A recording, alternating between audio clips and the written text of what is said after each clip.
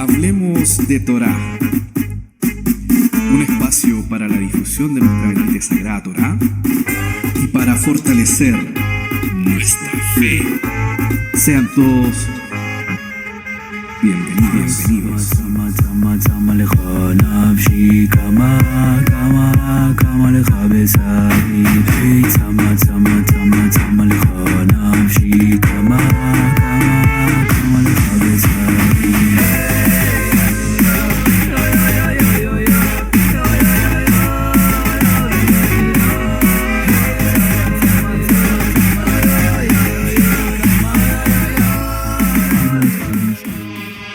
Sean todos bienvenidos a este nuevo episodio de Hablemos de Torá Podcast, donde tuvimos un pequeño descanso en este verano que hay en Chile, enero y febrero, y comenzamos con esta nueva temporada, la quinta temporada, el primer episodio, con algo que nos tiene bastante contentos porque ha resultado, Baruch Hashem, sea bendito el Eterno, esta reunión, esta conversación que le hemos propuesto a nuestro invitado de hoy, que es un honor para nosotros poder tenerlo en el programa, nuestro hermano Steven Arik Barel desde Israel. Hermanos queridos, sean todos bienvenidos. More Mijael, More Shem Tov, hermano Steven, por favor, siéntanse cómodos a esta nueva temporada, a este nuevo episodio, en el cual hablaremos principalmente de quiénes somos y tocaremos ciertos temas relevantes con respecto a Steven. ¿Quién es Steven Arik Barel? Para este episodio hemos dejado pasado un pasaje que está en el Sefer Devarim, en el libro de Deuteronomio, en el capítulo 30, versículo 4, que en hebreo dice: Im yeh nidajejo vikse hashamayim, misham ikabescha Hashem Eloheja, misham ikajeja. Aun cuando tus desterrados estuvieren en las partes más lejanas que hay debajo del cielo, de allí te recogerá el Eterno tu Dios y de allá te tomará. Mire qué lindo este pasaje. Y te hará volver el Eterno tu Dios a la tierra que heredaron tus padres, y será tuya, y te hará bien, y te multiplicará más que a tus padres.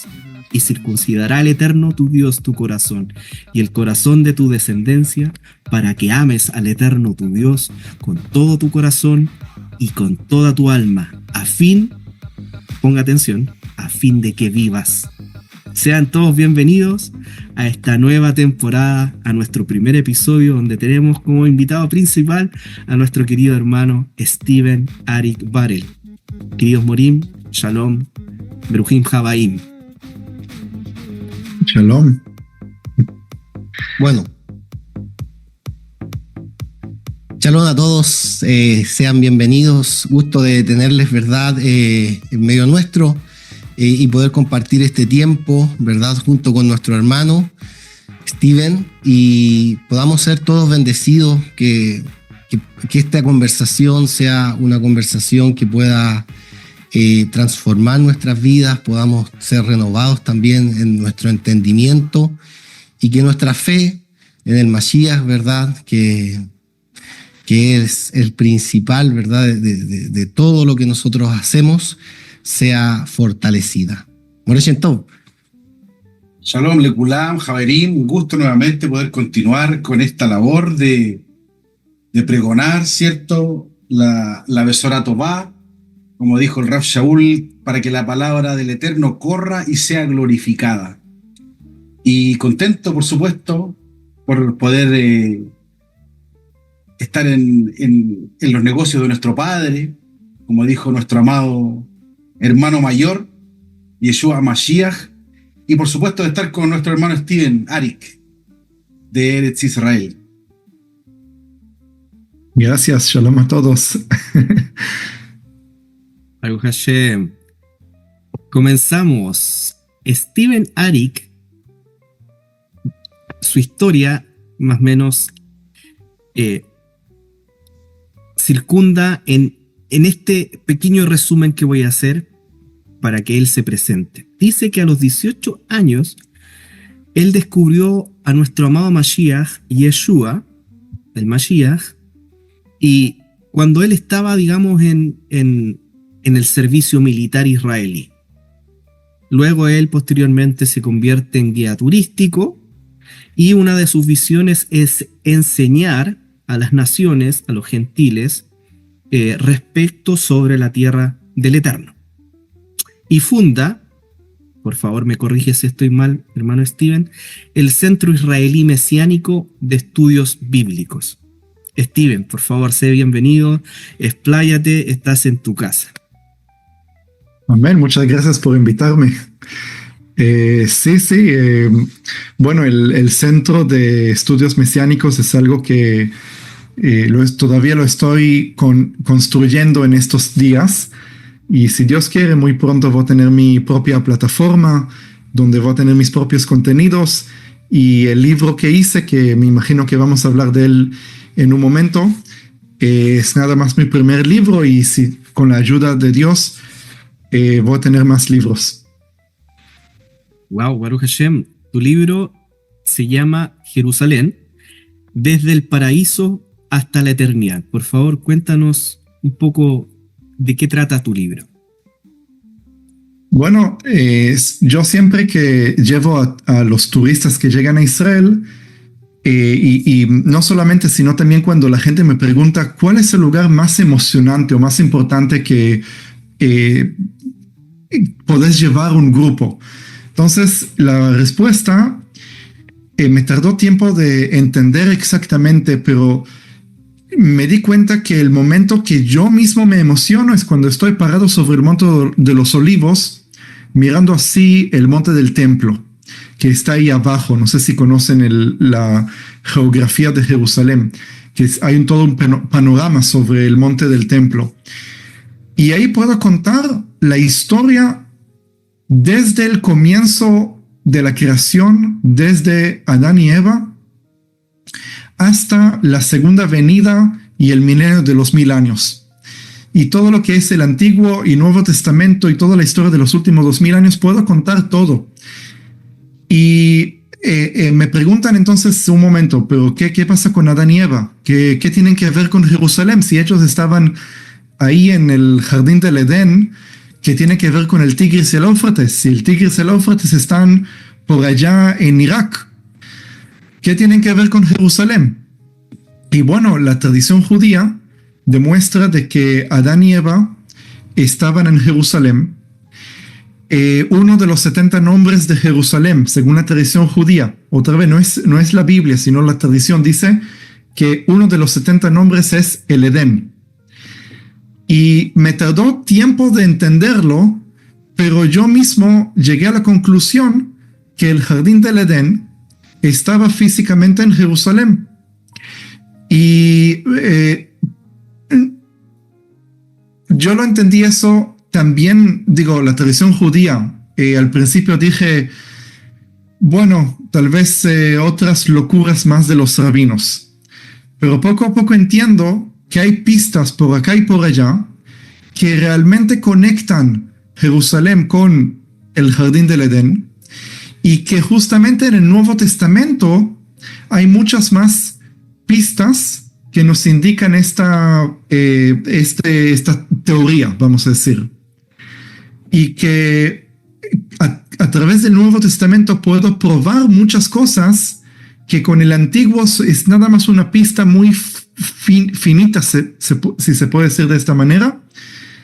Y cómo los rabinos entendieron cosas que en el Nuevo Testamento el que lo lee no le alcanzó a entender.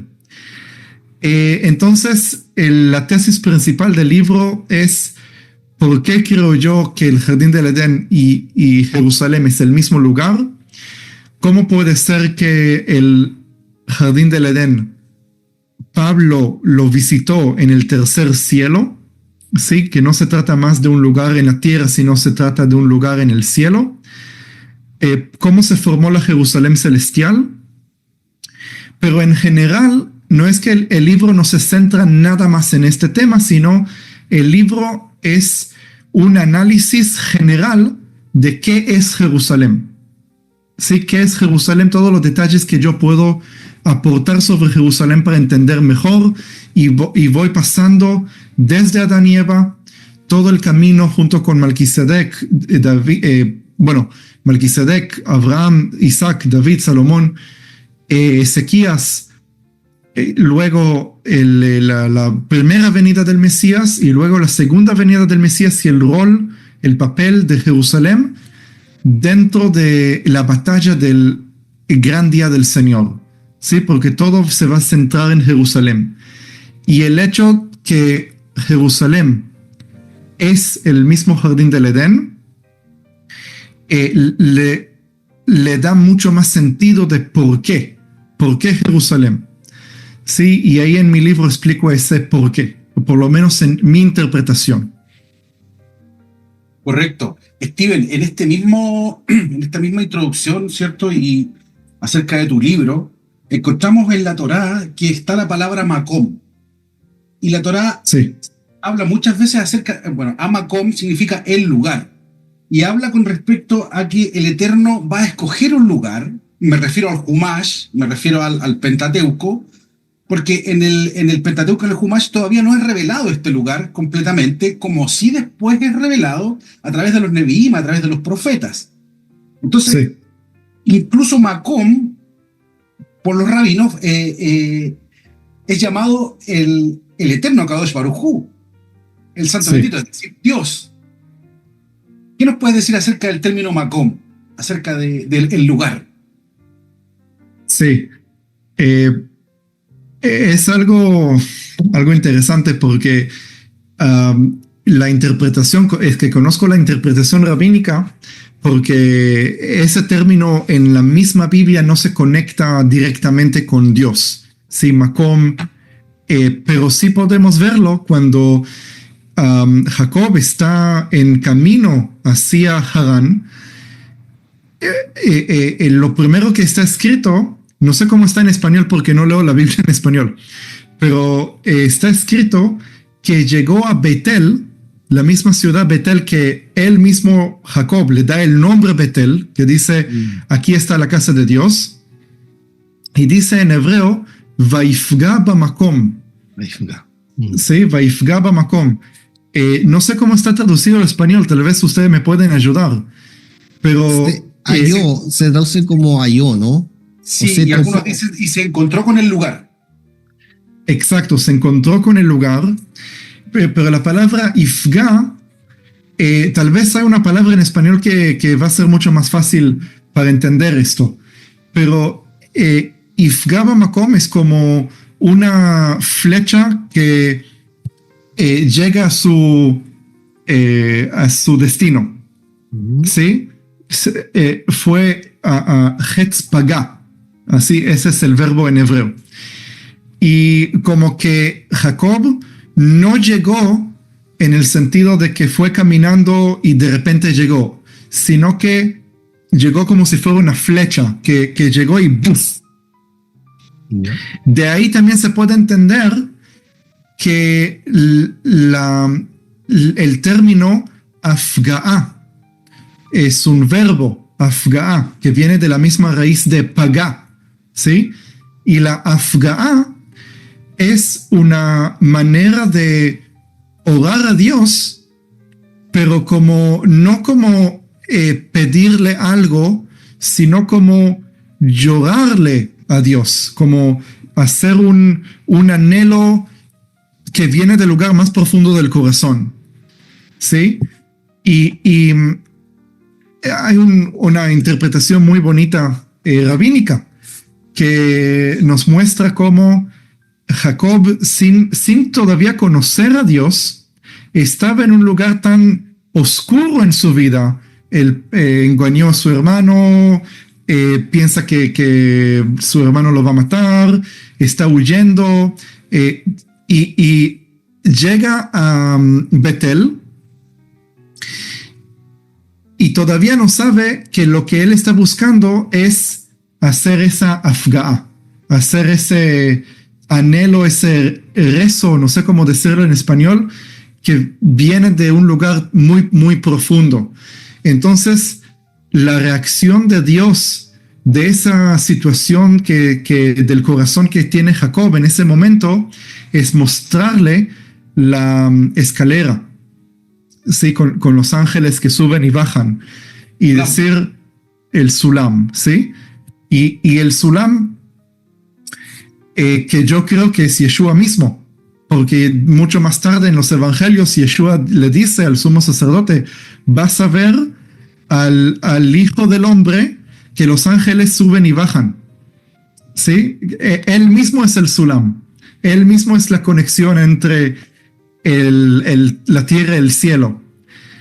Y yo creo que no necesariamente cuando Jacob llega a Betel, puede ser que Betel tiene un significado espiritual geográficamente, pero no la interpretación mía, ¿sí?, es que cuando está escrito Vaifga Bamakom, que llegó al lugar, no es el Makom en el sentido del lugar, sino que llegó Ifga Bamakom en el lugar donde está puesto el Sulam, que el Sulam es el Mesías, el Sulam, y por eso de alguna manera se puede entender que no es lo importante el lugar físico de Betel, sino el hecho que ahí Jacob y Dios se encontraron. No sé si alcanzan a entender el fondo de esta interpretación, que no es el lugar geográfico, sino es el encuentro entre Jacob con Dios, porque ahí Jacob se despierta del sueño y ¿qué es lo que dice? Realmente hay aquí un Dios. Porque Jacob todavía no... ¿Cómo? Manorama, coma C, dice. Manorama, coma C, cuán terrible este lugar. Exacto. Entonces, no es porque el lugar geográficamente es lo importante, sino es ese... perdónenme que me cuesta expresarme con el español limitado que tengo.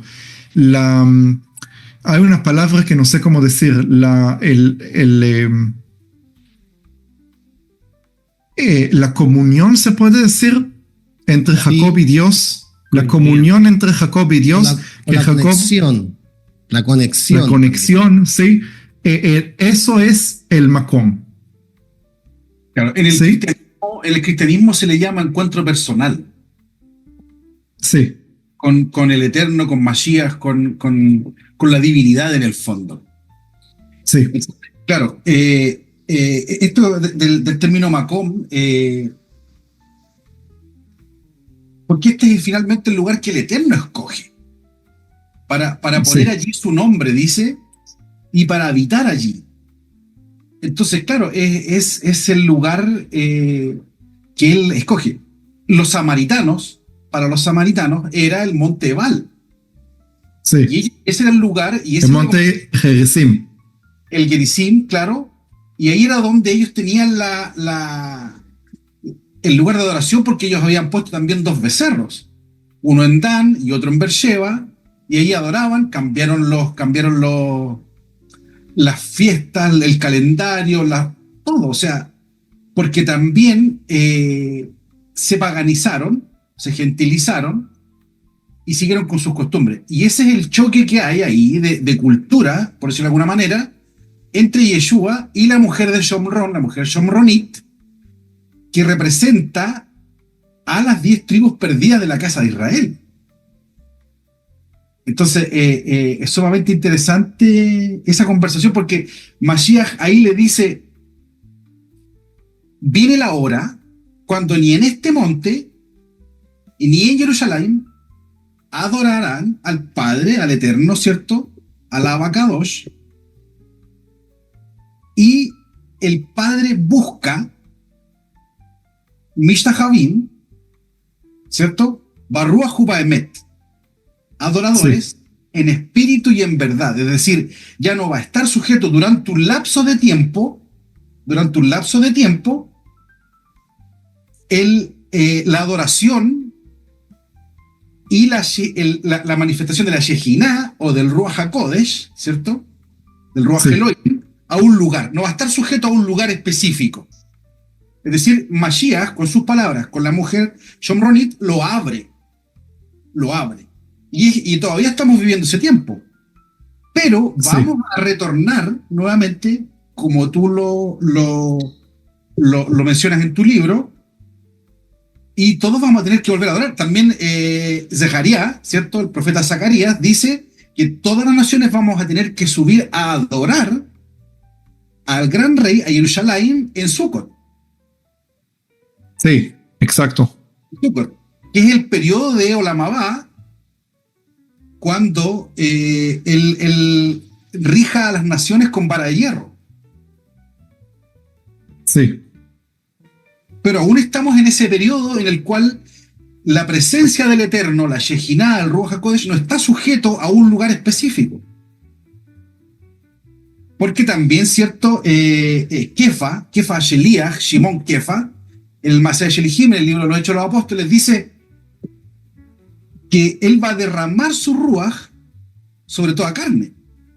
Esto es lo que dijo Yoel Anabí, ¿cierto? El profeta Joel.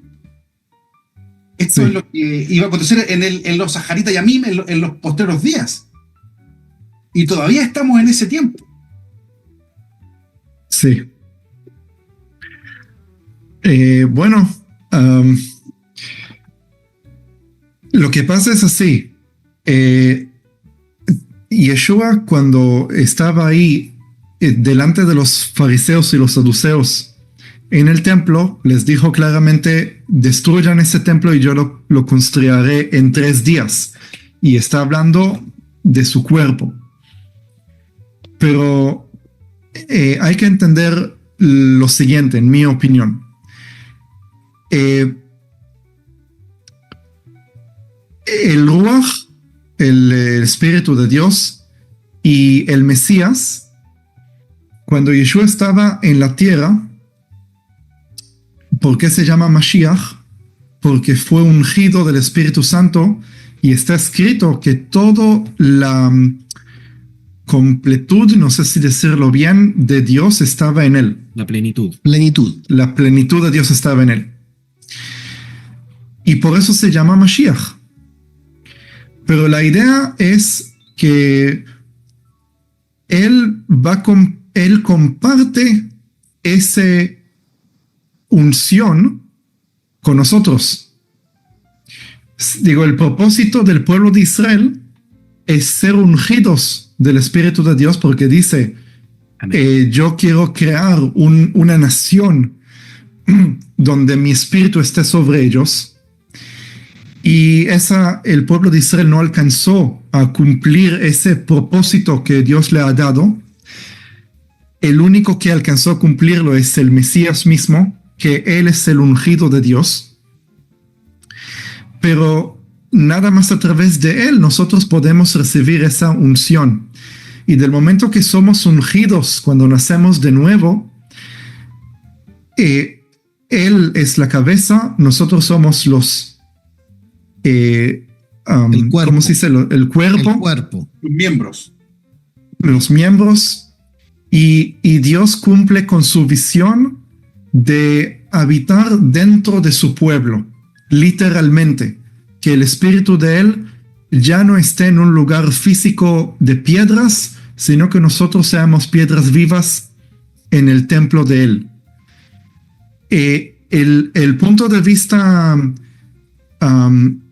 rabínico, también antes de Yeshua y también después, fue de que Dios está en todo el pueblo siempre. Desde los días de Moisés, Dios está habitando dentro de su pueblo.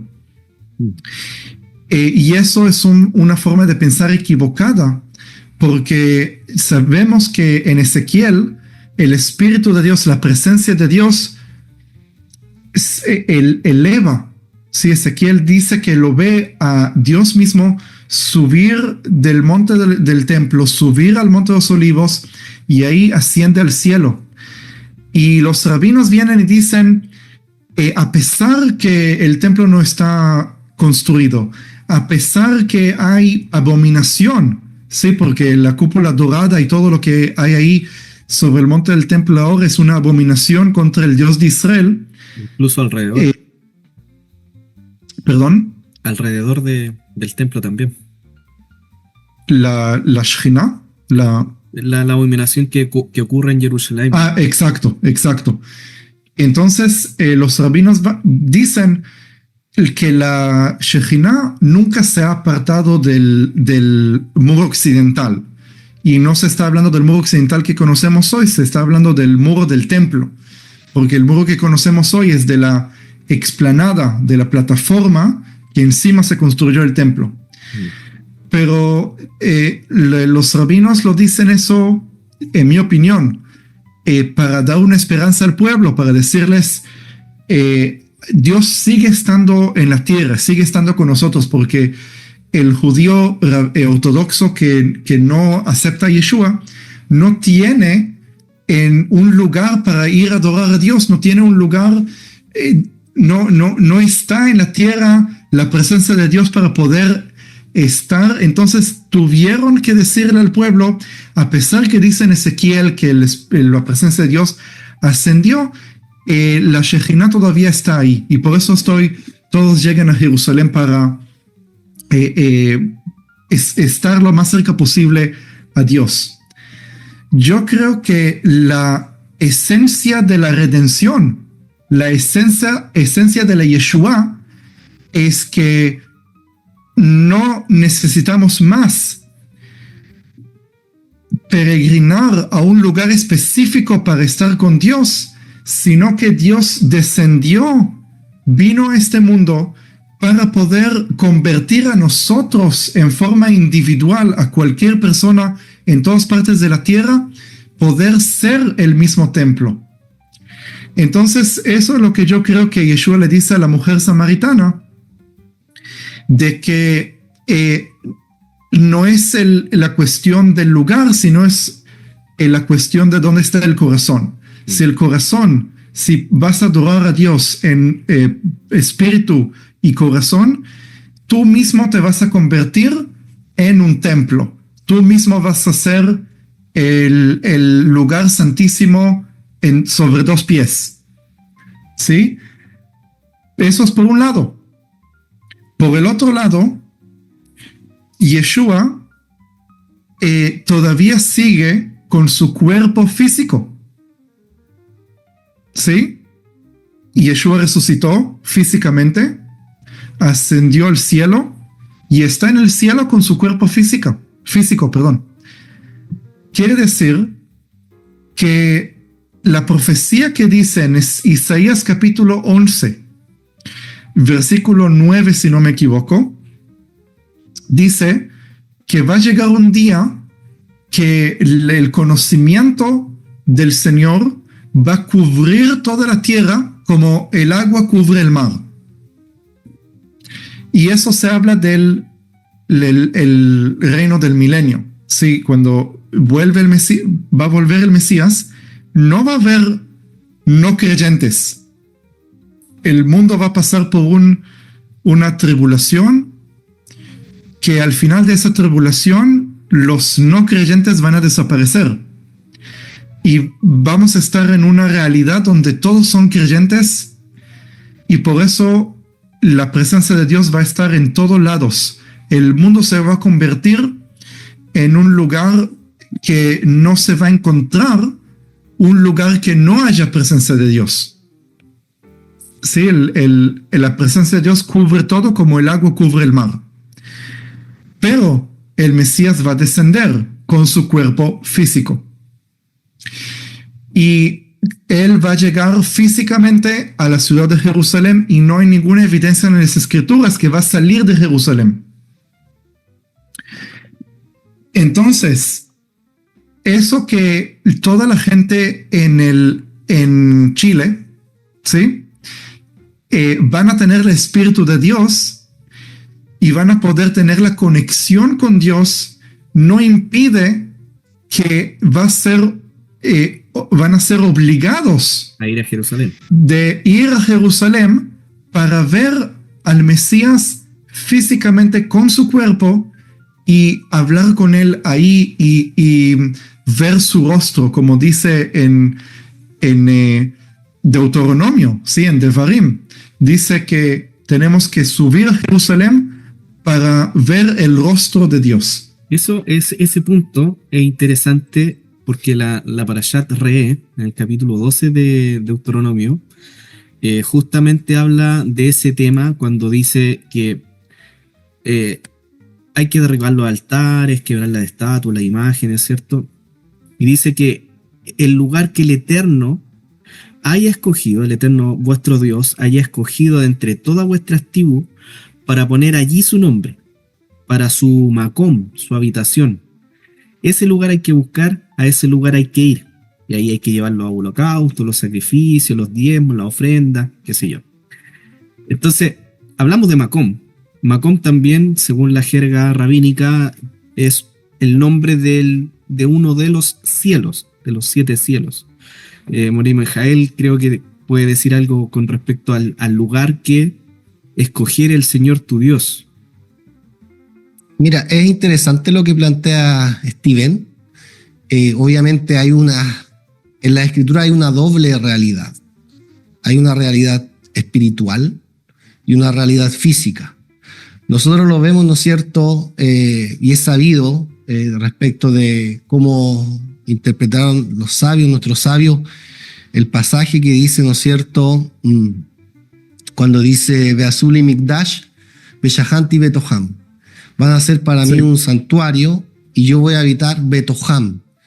La palabra Toj, ¿no es cierto?, es en medio de ellos. Y que, como decía Steven, y también lo dice la Escritura, que el objetivo final es que el Eterno quiere morar en nuestros corazones, quiere estar en medio nuestro, quiere estar en nosotros, ¿no? Eso también lo dijo el Señor, nuestro Señor, ¿verdad? Y en el Evangelio de Juan, que era una de las tefilot que él hacía, ¿no? Que él y el Padre iban a venir a nosotros, iban a hacer morada en nosotros, ¿verdad? Todo esto, ¿verdad?, para poder tener una comunión con el Eterno. Sin embargo, también hay una realidad física, ¿no? Porque no es solamente la realidad espiritual respecto de la comunión que nosotros tenemos, sino también la realidad física, que es la restauración de todas las cosas, ¿no? Que es volver, ¿no es cierto?, el reino de Israel, que se establezca, ¿no es cierto?, la era mesiánica. Es importante lo que decía Steven, ¿verdad?, de que el Mashiach, nuestro Señor, también es Melech HaMashiach, no es solamente Mashiach, sino que Él es ungido rey, ¿no? Amén. Y entonces, pero hay puntos que son interesantes. Por ejemplo, en Isaías, en el capítulo 66, hacia el final, ¿no es cierto?, dice que el Eterno va a obrar una señal, ¿verdad?, en medio del pueblo. Dice, lo voy a leer: yo obraré una señal entre ellas y enviaré a los que huyeron de ellas a Tarsis, a Pul, a Lud, que manejaban el arco, a Tubal y a Yaván, a las islas de más allá, que no han oído mi fama, ni han visto mi gloria, y declararán mi gloria entre las naciones. Baruch Hashem. Eso, ¿no es cierto?, se ha ido cumpliendo, porque el Evangelio, ¿no es cierto?, como dice Romanos capítulo 1, es el Evangelio de Dios, anunciado por las Escrituras, ¿no es cierto?, a los profetas. Y el Evangelio de Dios es el Mesías, que es la gloria misma, ¿no? La gloria misma. Entonces, fíjense que dice: y traerán a todos vuestros hermanos de todas las naciones para brindar una ofrenda al Eterno, sobre caballos, en carros, en literas, sobre mulas y bestias veloces, a mi santo monte, Jerusalén. Dice el Eterno, como traen los hijos de Israel su ofrenda a la casa del Eterno en vaso limpio. Y de todos ellos también tomaré para ser sacerdotes y levitas, dice el Eterno. Y luego dice, porque los nuevos cielos y la nueva tierra que haré quedarán ante mí, dice el Eterno, así quedarán vuestra primogenitura y vuestro nombre, y acontecerá de que una luna nueva a otra y de que un Shabbat a otro, toda criatura vendrá a reverenciarme, dice el Eterno. Entonces, claro, nosotros vemos, y esto es lo que planteamos, aparentemente, porque aquí obviamente hay un poco, pienso yo que en la interpretación generalmente se genera como extremo. Entonces, ¿cómo nosotros podemos encontrar un punto medio? Porque en el fondo uno podría decir, no, mira, ya un templo físico no nos sirve, ya no necesitamos un templo físico. Con eso tendríamos problemas con pasajes proféticos, con pasajes de las Escrituras que hablan de un templo físico, ¿no es cierto? En este caso, ¿no es cierto? En el caso del capítulo 56 de Isaías, en el caso del capítulo 2 de Isaías, que habla del final de los tiempos, donde el monte del Eterno, que es el monte Moria, que es el monte del templo, va a ser sobre todo monte, ¿no? Y va a ser todo monte, va a ser allanado, ¿no es cierto? Y que a propósito de eso va a haber con la venida del Mashiach y el tiempo del juicio y todo lo que va a venir, ¿no es cierto? Como lo describe ahí la Escritura, ¿no? Va a haber un tikkun en el mundo completo y todas las naciones van a fluir, dice, ¿no? Así dice el pasaje, ¿no? Y todos los pueblos, todas las naciones van a fluir al monte de la casa del Dios de Jacob, ¿no? Y desde ahí también va a salir la Torá, también se va a enseñar la Torá, ¿no es cierto? Y las naciones van a poder empezar, ¿no es cierto?, a servir al Eterno, al Eterno, ¿no es cierto?, y a su rey, ¿no?, al rey que él puso en Sión. Entonces, ese es un punto. Ahora, fíjate tú que yo estudiando años atrás, un comentario de Seforno, Rabí Ovadia Seforno, en el capítulo 20 del Sefer Shemot en Parashat Yitro, hay una discusión interesante por lo que dice Steven y también por lo que dijo el Mashiach y por esta concepción que hay, ¿no? Porque fíjense ustedes que, de acuerdo a este Jajam, el Mishkan o el templo, él dice, es una contracción de la Shejina. Una contracción, Steven, no sé si entiende el término, es una, ¿cómo podríamos decir? Como que es una reducción, como que se tuvo que encerrar un poco. Esa es una contracción que es... El Arizal lo llamó Tzimtzum. Claro. Ya. Entonces, Okay, es entiendo. una construcción. Porque él dice, fíjate tú que lo acabamos de leer acá en el capítulo 66, también lo leemos en Apocalipsis, también lo leemos en Pedro, ¿no es cierto? En su carta donde el Señor nos ha hecho un reino, ¿no es cierto?, de sacerdotes y que toda la finalidad, ¿no es cierto?, como dice la Escritura ahí en esta misma parashá, en el capítulo 19, versículo 5, era convertir a la nación en una nación santa y en un reinado, ¿verdad?, sacerdotal. Entonces, la discusión es la siguiente. No sé qué. Un segundito. Aló, ahora sí. Perdón. Entonces, la discusión es la siguiente. Porque tenemos escrito acá, en el pasaje, dice, fíjense lo que dice. Misbeach Adamata Aseli, Besabachta Alav et Oloteja, Bet Shelameja, Bet Soneja, Bet Bekarveja, Vejol Amakom Asher Askiret Shemi, Abo Eleija Uberachtija. Entonces el pasaje dice, ¿no es cierto?, que el pueblo de Israel tiene que construir un mitzvah, un altar, ¿no es cierto? Y ellos tienen que, en ese altar, tienen que presentar sus ofrendas a Dios, ¿verdad? Como una forma, ¿no es cierto?, de adoración, como lo dice la Torá, en ese altar. Pero luego dice, luego dice Vejol Amacón, y en todo, a pesar que acá está en plural, ¿no es cierto? Vejol es en todo, y Amacón, el lugar. Entonces, aquí el Rab Ovadia Seforno dice que en realidad la idea del Eterno no era hacer un lugar central, un lugar único, sino que en todos los lugares que Israel estuviera habitando, ¿verdad? Ustedes saben en la Torá que, por ejemplo, el tema de la Keuná, del sacerdocio y de los Leviín, ¿verdad? Lo trae la Parashá, ¿no es cierto?, en Bamidbar, que ellos sustituyeron a los primogénitos por el Geta Egel, por el pecado del becerro de oro, ¿verdad? Ellos fueron sustituidos y los primogénitos ya no pudieron, ¿verdad?, hacer una bodá, un servicio. Y acá, ¿no es cierto?, lo que el Rab acaba de entender es que el Eterno no quería centralizar, esa es una opinión, es la opinión de él, hay otros parshanim que no están de acuerdo, pero tocando así un punto que es lo que decía Steven, que no quería centralizar, sino que quería que en todo lugar donde una persona se reuniera y adoraran al Eterno o invocaran su nombre, él iba a venir a ese lugar y los iba a bendecir. Los iba a bendecir. Es interesante porque obviamente después esto, ¿no es cierto?, tiene un vuelco también, ¿no es cierto?, en la Parashá Re, en el capítulo 12.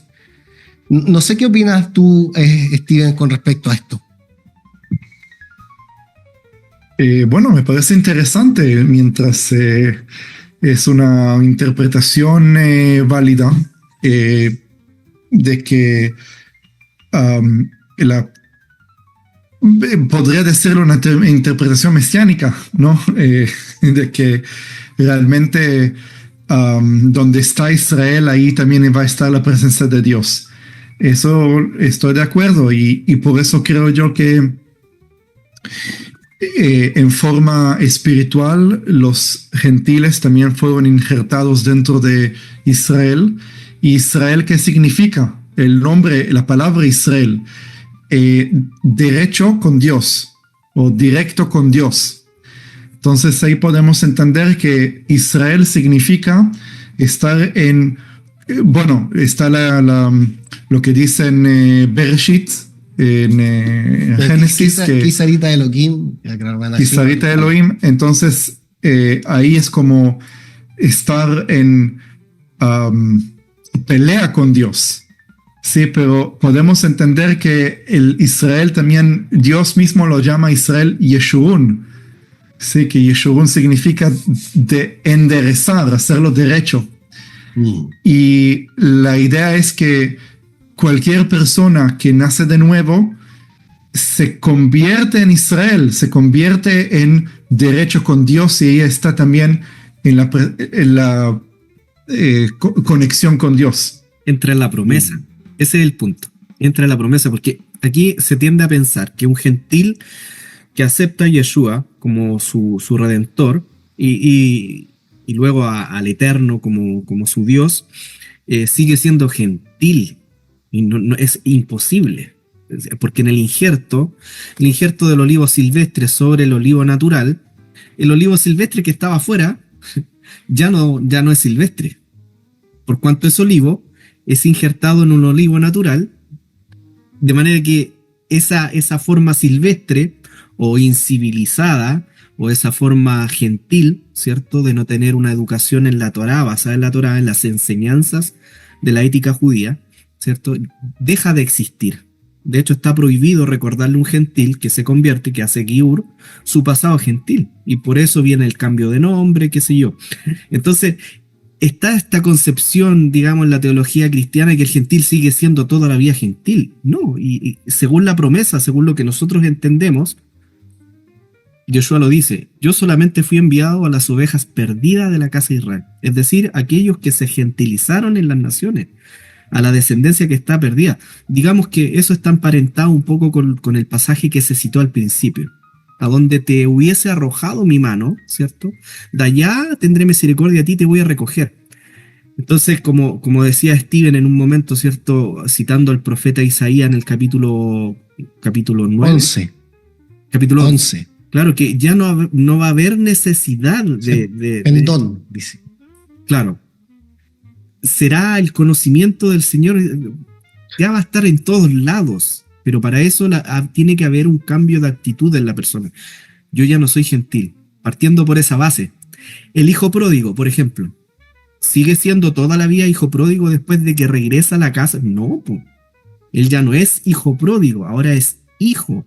Y tiene un cambio de vestidura, y el Señor lo acepta, lo recibe y hace un gran banquete.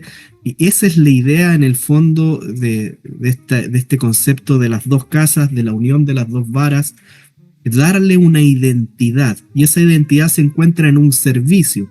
¿Y dónde está ese servicio? La bodá, ¿cierto? El servicio está en Israel.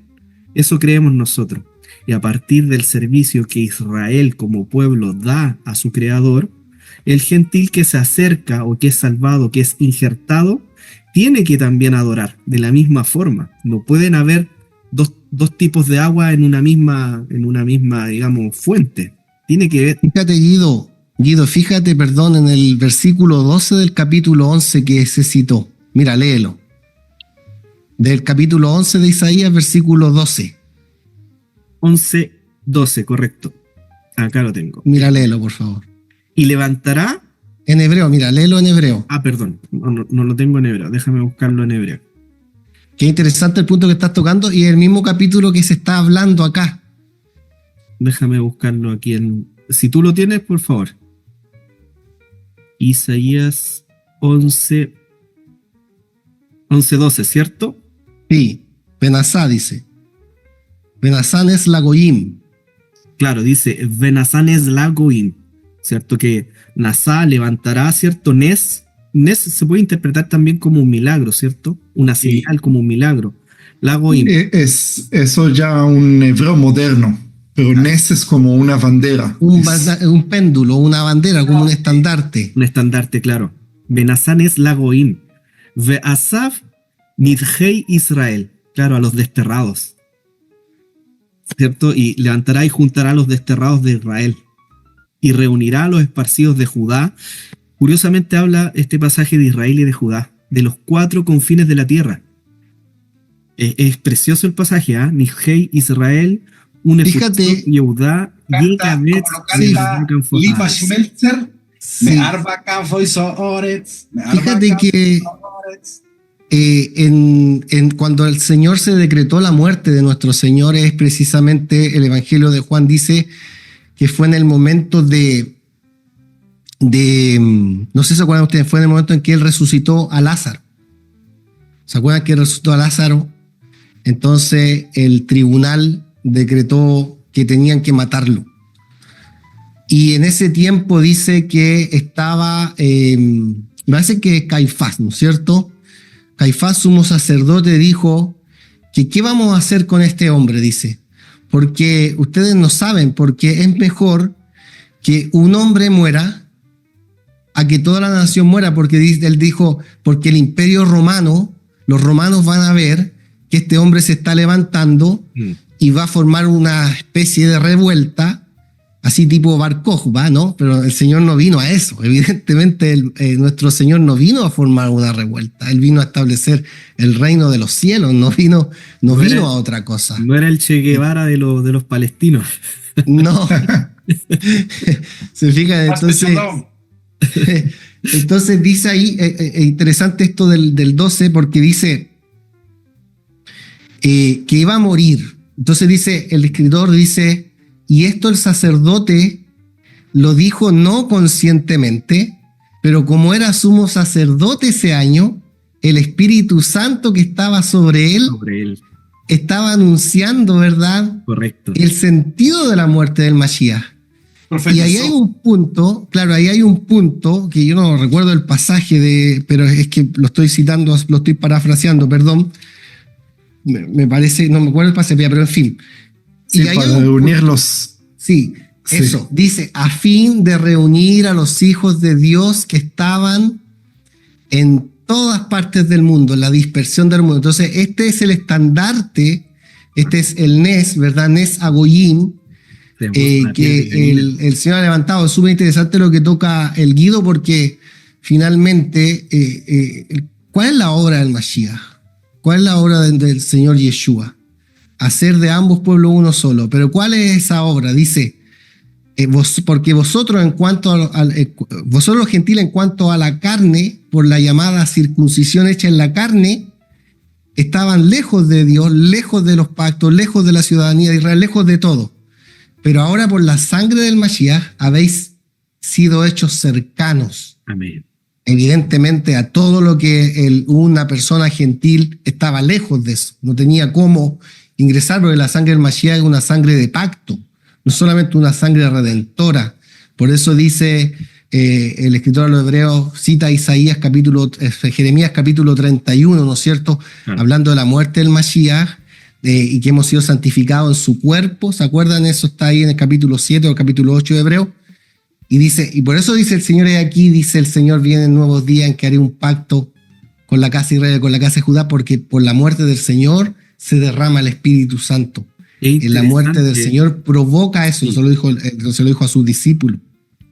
Sí. Yo tengo 2 preguntas y nos queda poco tiempo. Sí, verdad, nos queda poco tiempo. ¿Me dejas hacer las 2 preguntas? Por favor. Ya. En el Sefer Matatiahu, en el Perek 5, dice: Libro de Mateo. Kibatile afer et Torah o et divrei anivim lo batile afer ki im lemalot. Ki amen. Omer ani lachem ad ki ya'abru השמיים בהארץ לא תעבור יוד אחת או קוץ אחד מן התורה עד אשר יעשה הכל. Hasta que no pasen el cielo y la tierra. Claro. Entonces, Mashiach expresa esto y él dice que no pensemos, no penséis, no piensen, o sea, no produzcan sinapsis en este tema. No vine para eso. Vine a completar lemalot, ¿cierto? Algunas personas dicen a cumplir, y no pasará ni una yod, ni una yud, ¿cierto? Que es la letra más pequeñita de todo el alefbet, de todo el alefato hebreo, ni un kotz, es decir, la virgulilla, esa protuberancia de las letras, o sea, es lo más mínimo, lo más ínfimo, hasta que todo se haya cumplido. Entonces, ¿por qué traigo estos pasukim? Por lo que decía Moré Mijael hace algún momento, cuando él hablaba con respecto a la materia versus la energía, ¿cierto? Y esto es la Torá. Esto es la Torá, ¿cierto? Entonces, mi pregunta a Steven es, ¿tú crees que la Torá es eterna? La Torá me refiero al Humash y, por supuesto, después a los Nevi'im, los Ketuvim, y, por supuesto, al Brit Hadashah.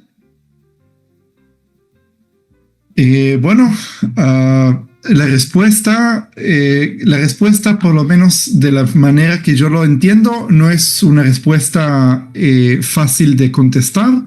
Claro. Podría decir que la respuesta es sí y no a la vez. Y voy a decir a qué me refiero. Cuando Yeshua entró con un asno hacia Jerusalén, él estaba cumpliendo Zacarías capítulo 9. Entonces, cuando él entra a Jerusalén, lo que pasa es que el Zacarías es palabra de Dios. Sí, es palabra de Dios. Y esa palabra de Dios se cumple en Yeshua cuando entra a Jerusalén.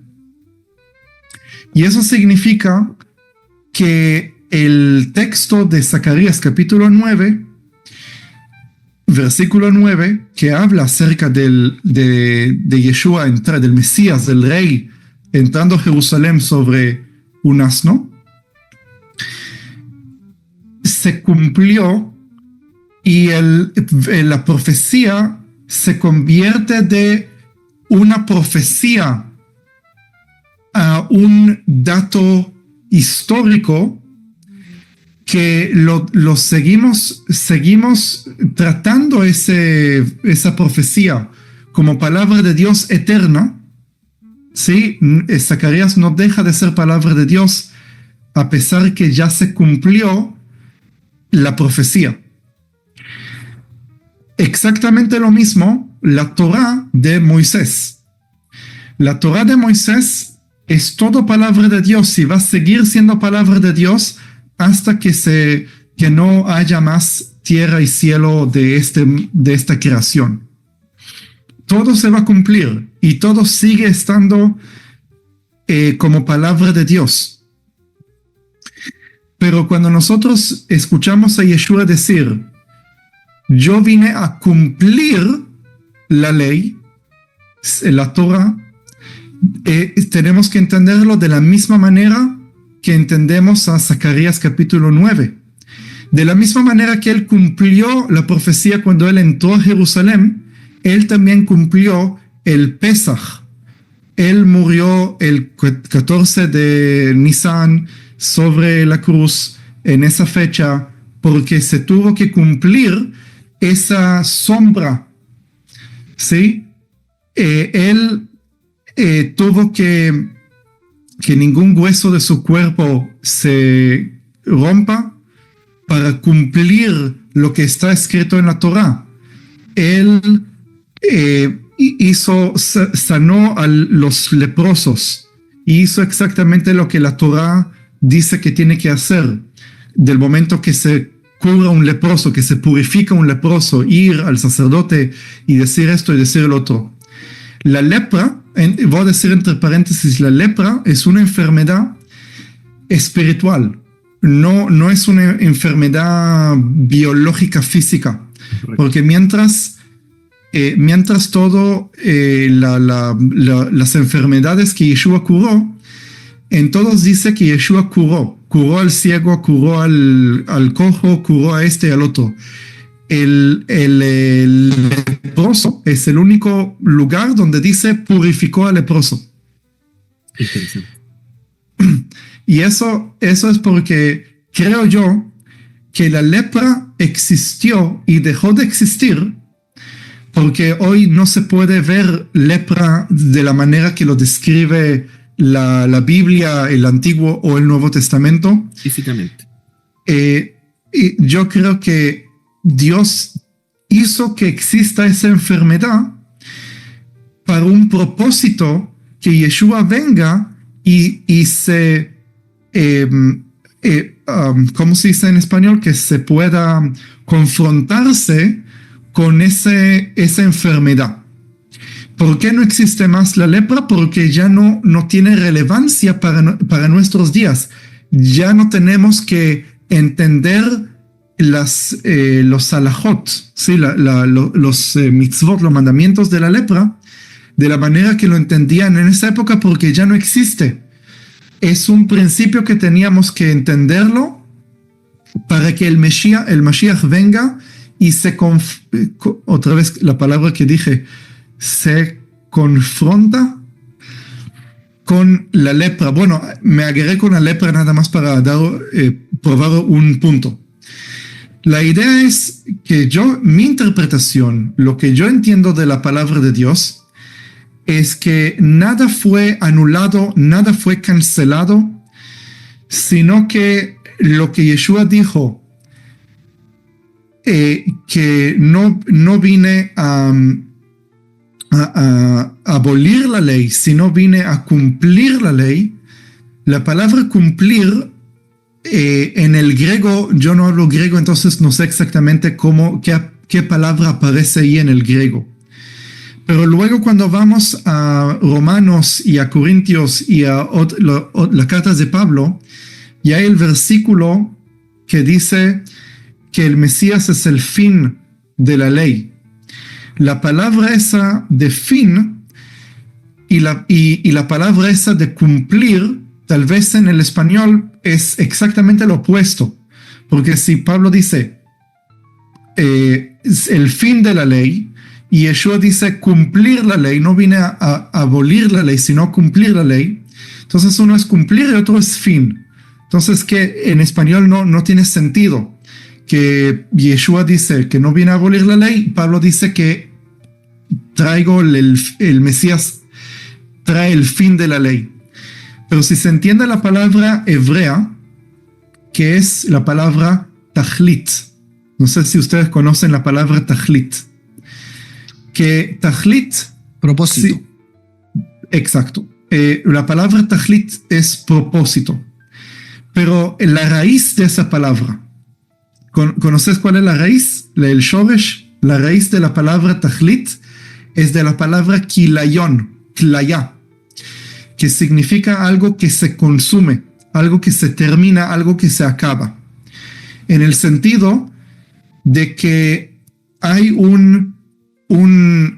algo que fue creado, que fue hecho para un propósito que después del uso de ese propósito ya no tiene más valor o no tiene el mismo valor que tenía antes, como decir, no sé, yo creé un cartel para el cumpleaños de mi esposa, por ejemplo. Entonces en el cartel puse feliz cumpleaños, que cumpliste 25, ¿sí? Entonces, del momento que yo escribí el cumpleaños, que yo puedo invertir muchísimo dinero, en teoría, ¿no? Nada más para la parábola. Ahí está el cartel, invertí un año completo diseñando, haciendo todo, ¿para qué? Para que se cumpla el propósito de que el día de la fiesta ese cartel puede estar puesto en su lugar. Se terminó el cumpleaños, el tajlit del cartel ya se cumplió. Y por eso cuando Yeshua viene y dice, no vine a abolir la ley, sino vine a cumplir la ley, es porque la ley fue dirigida a él. Él es el que viene a cumplir la ley. Y viene Pablo, Rav Shaul, y dice, el Mesías trajo fin a la ley. Ahora, otra vez, no es que el texto del Pentateuco ya deja de ser palabra de Dios de ninguna manera, sigue siendo palabra de Dios, como dije antes, hasta que se críe un nuevo cielo, nueva tierra. Y todo se tiene que cumplir, incluso las sombras, sí, porque Pablo dice que la Torah es una sombra del Mesías. El Mesías es el cuerpo y la Torah es la sombra. Hay todavía sombras que aún se cumplieron, como Sukkot, como Yom Kippur, como muchas cosas más que todavía no se cumplieron y se tienen que cumplir, y por eso todo se va a cumplir en su momento. Pero la idea es que Pablo dice que la ley es para el que rompe la ley. ¿Sí? No me acuerdo exactamente cómo está en español. El transgresor. El transgresor. Ahora, de la misma manera que el primer Adán, el primer hombre, él fue creado ya puro, ya tzadik, santo, kadosh. Y él no tuvo que, no se pudo contaminar porque no existía para él contaminación. Estoy hablando antes del pecado. Y él tenía vida eterna sin que tuvo que conseguirla, sin que tuvo que trabajar para tener vida eterna, porque ya fue creado con vida eterna. Del momento que nosotros nacemos de nuevo, nosotros nos convertimos de la misma manera que Adán fue antes del pecado, que nada lo puede contaminar, no tiene que hacer nada para conseguir vida eterna. Y no importa si nosotros ahora que nacemos de nuevo, podemos caer en pecado. Y es verdad que podemos caer en pecado en lo físico, pero también la palabra de Dios dice que cuando nacemos de nuevo somos sellados y nada nos puede contaminar en nuestro espíritu, en nuestro ruach. Estamos sellados para la vida eterna. Y por eso, si nosotros consideramos que necesitamos leyes para mantenernos puros, estamos, vamos a decir, quitándole al valor de la salvación, porque esas leyes no son para nosotros más.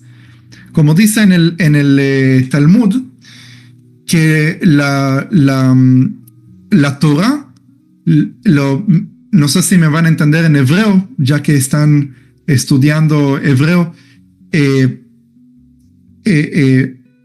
mitzvot betelot leatid lavo.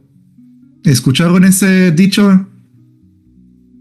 Que las mitzvot se van a anular en el Atid Lavot, en el mundo venidero. Sí. Sí. Y eso es lo interesante. No en el mundo venidero. ¿Esa es una opinión o es una opinión generalizada? O sea, en el futuro, en el futuro. Pero el contexto. Hay varias opiniones. Sí, yo sé, pero ¿cuál es el contexto?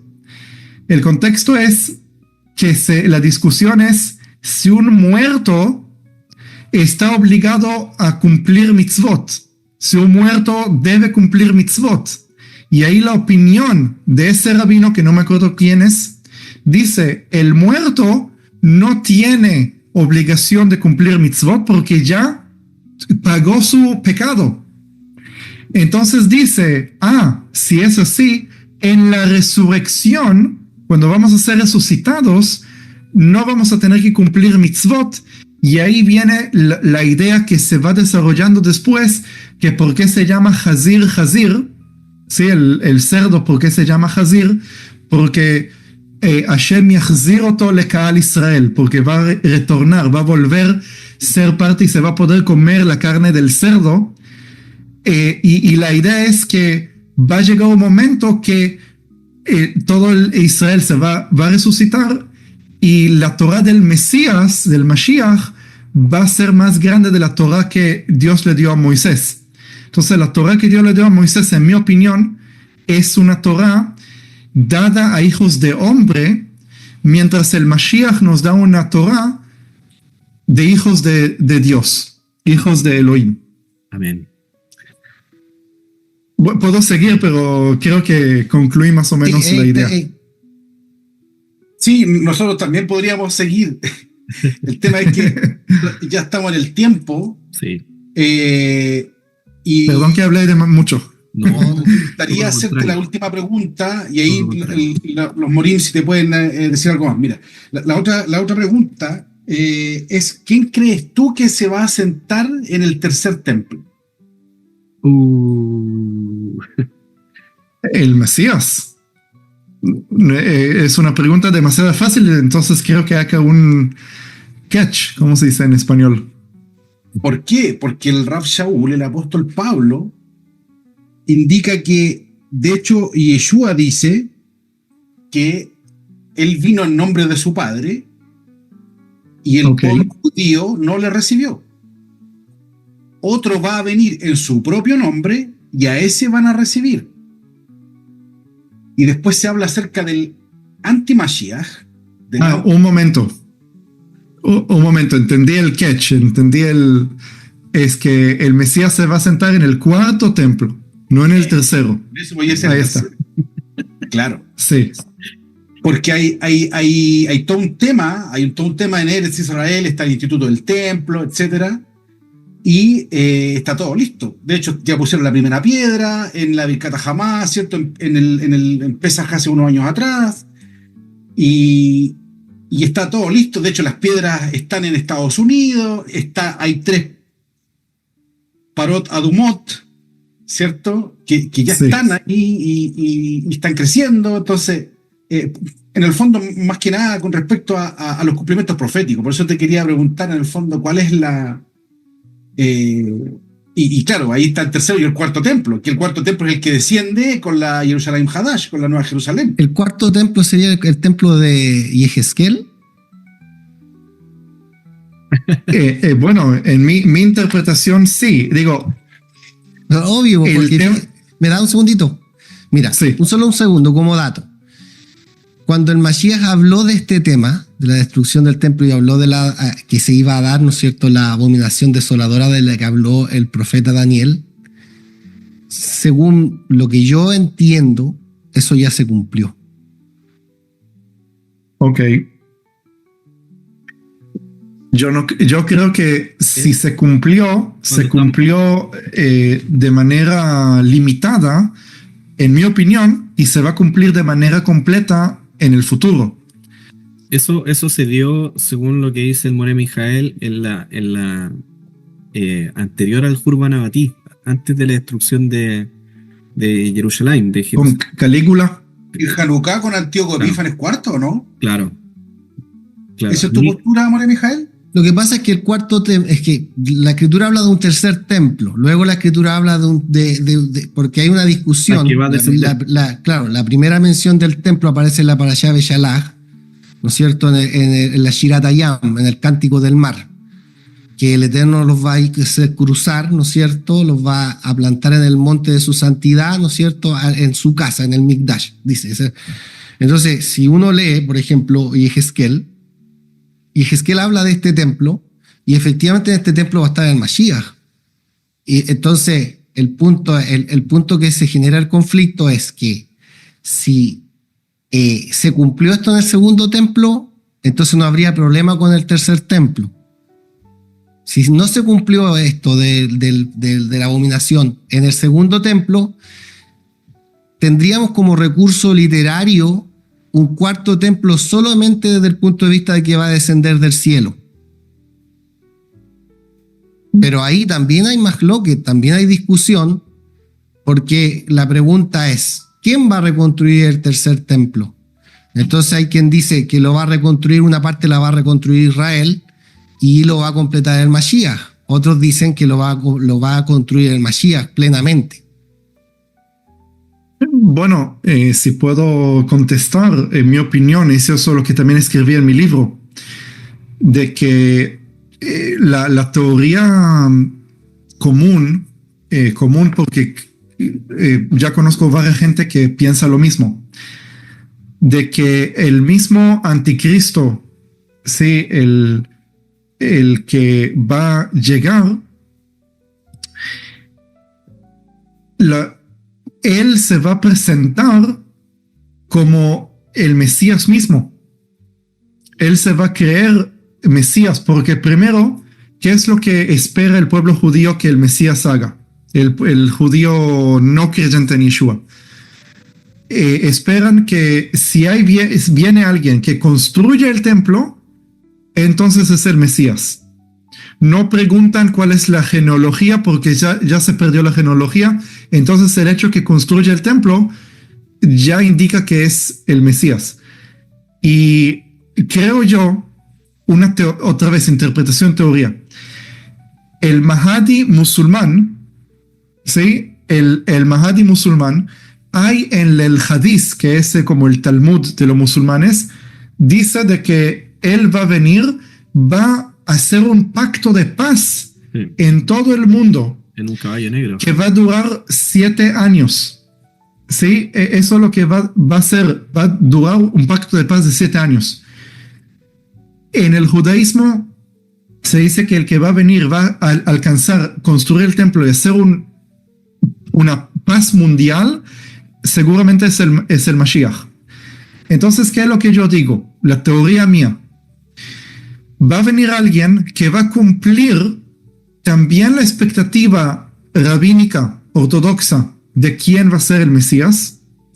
También va a cumplir la expectativa musulmana de quién va a ser su Mahdi. Y de esta manera, también los judíos y también los musulmanes se van a unir de tal manera que se va a construir un tercer templo. Y ese tercer templo va a durar 3 años y medio, que el trabajo en el templo va a ser un trabajo bueno, digo, en el sentido que los sacerdotes van a volver a trabajar, los sacrificios van a volver a hacer, y todo va a parecer aparentemente que ahí está, llegó el Mesías, llegó la era mesiánica, pero 3 años y medio después viene este mismo persona que lo consideran como Mesías, pero va a colocar una abominación dentro del templo.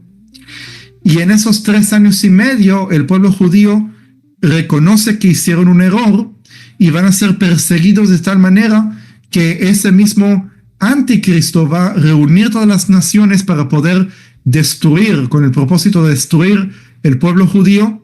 Y yo creo que en esa guerra, la guerra que está mencionada en Zacarías 12 y 14, en Salmos 2, en muchas partes de la Biblia.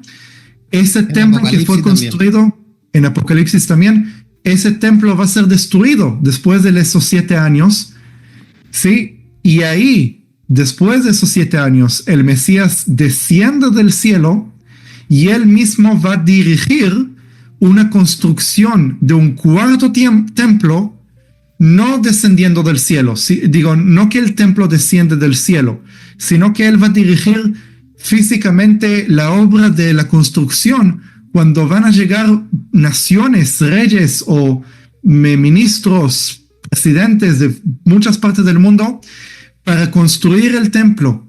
Sí, ellos van a proveer trabajadores de la misma manera que fue en la época de Salomón, que vino del Líbano, de Tiro, y van a venir muchos gentiles para construir ese templo.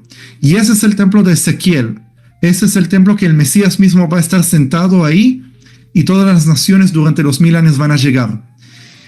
Y luego, después de los 1000 años, ahí va a ser el templo que va a descender del cielo, la nueva Jerusalén, y ese, vamos a decir, quinto templo ya no va a ser construido a manos de hombre.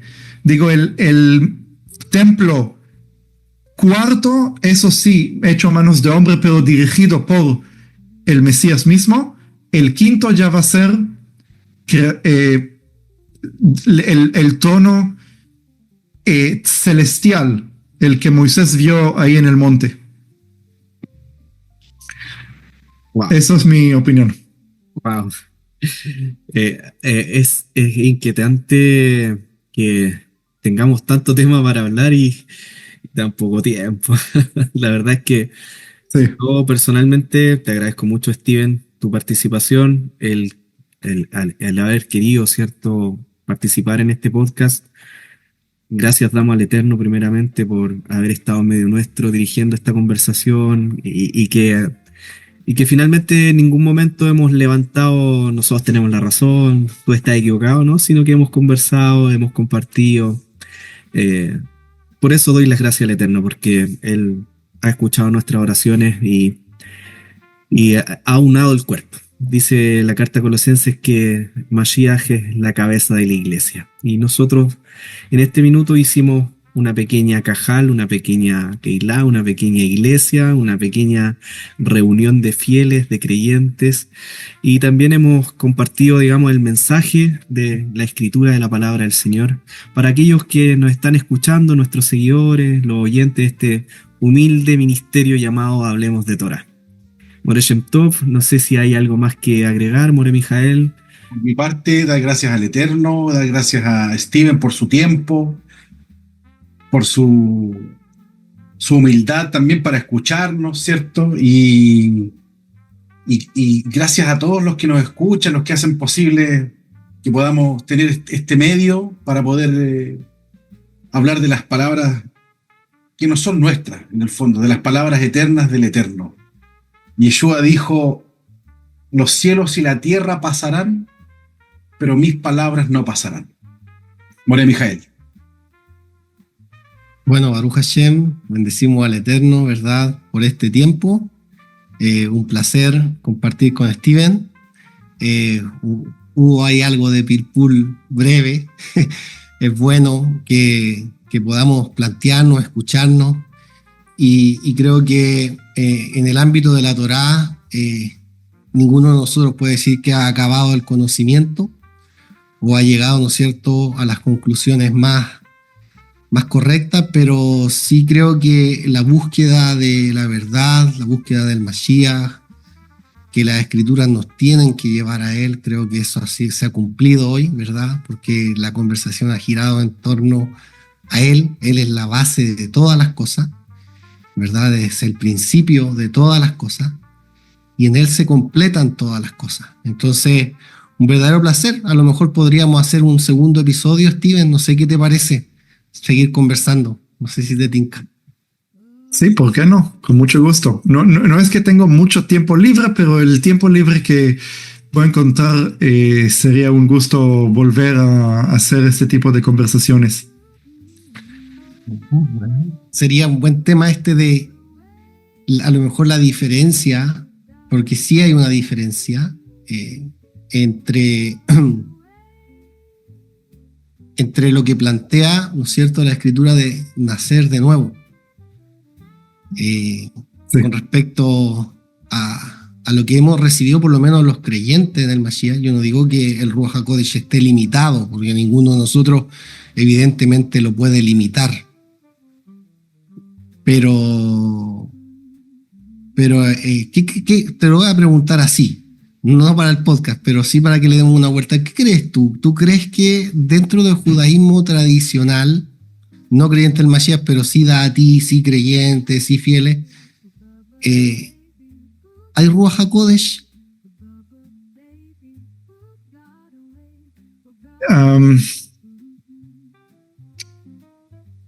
Yo creo que Ruach HaKodesh anhela estar presente ahí. No sé si realmente hay, pero anhela y se puede sentir algo. Yo puedo decir que hay veces que realmente digo, wow, están así de cerca para conocer y saber la verdad. Sí.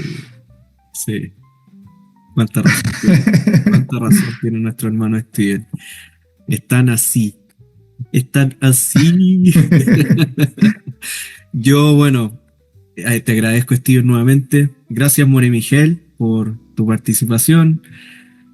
Gracias, More Shem Tov, por tu erudición, por tu participación. Gracias, Steven. Gracias a nuestros auditores.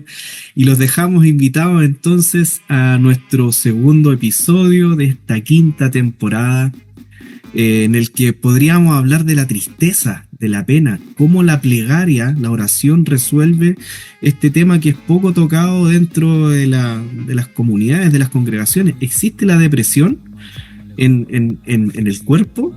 ¿En el cuerpo de Cristo? ¿Puede una persona creyente tener tristeza? Porque fíjese lo que dice el Salmo 13. El Salmo 13, versículo 1, dice: ¿hasta cuándo, Hashem, me olvidarás para siempre? ¿Hasta cuándo esconderás tu rostro de mí? ¿Hasta cuándo pondré consejos en mi alma, con tristezas en mi corazón cada día? ¿Hasta cuándo será enaltecido mi enemigo sobre mí? ¿Existe la tristeza en el pueblo de Israel? ¿Existe la desesperanza? ¿Existe la angustia? Quedan todos invitados entonces a nuestro segundo episodio, donde abordaremos este tema, la desesperanza. El Eterno les bendiga grandemente. More Shem Tov, More Mijael, Steven, Shavua Tov, Leitraot. Hablemos de Torah, un espacio para la difusión de nuestra bendita y sagrada Torah y para el fortalecimiento de nuestra fe.